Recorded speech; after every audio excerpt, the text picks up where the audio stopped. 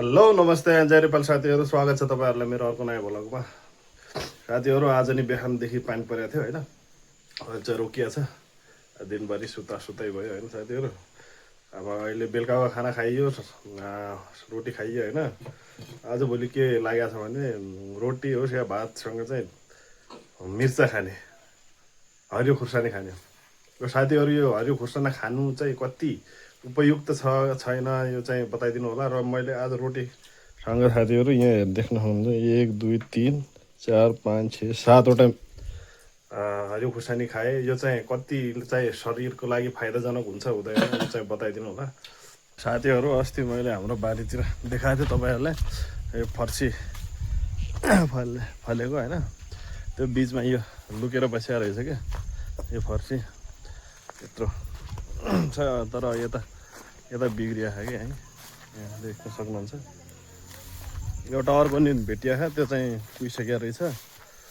एउटा यहाँ झुन्डिरहेछ होइन, यता बारीमा रहेछ क्या अघि दिदीले यहाँ उ गर्दाखेरि भेटाउनु भएको। अनि आज मकै नै खाइयो है, मकै नै खाइयो। अब चाहिँ दाउरा राख्नुपर्छ साथीहरू, पानी परे गर्छ होइन। त्यही भएर दाउरा राखेर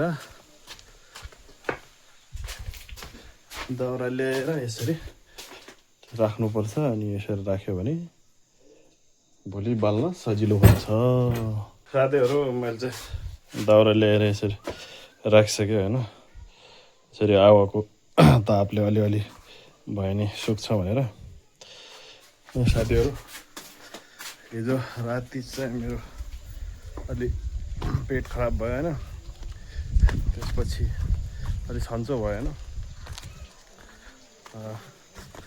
दिनमा नि अलि पानी परिरहेको थियो अहिले चाहिँ, अनि अहिले चाहिँ यो उ भएको थाक्या र हाम्रो साहबहरू चाहिँ चेकिङ जानुभएको छ है ऊ तलतिर। म चाहिँ यहीँ बसिरहेको छु र मेरो भिडियो यहीँ इन गर्न चाहन्छु साथीहरू। तपाईँको सपोर्ट चाहिन्छ र मेरो भिडियोलाई लाइक कमेन्ट गरिदिनु होला र नयाँ हुनुहुन्छ भने सब्सक्राइब गरिदिनु होला र आफ्नो साथीहरूसँग सेयर पनि गरिदिनु होला र सब्सक्राइब गर्न भनिदिनु होला। Okay by by, Tata.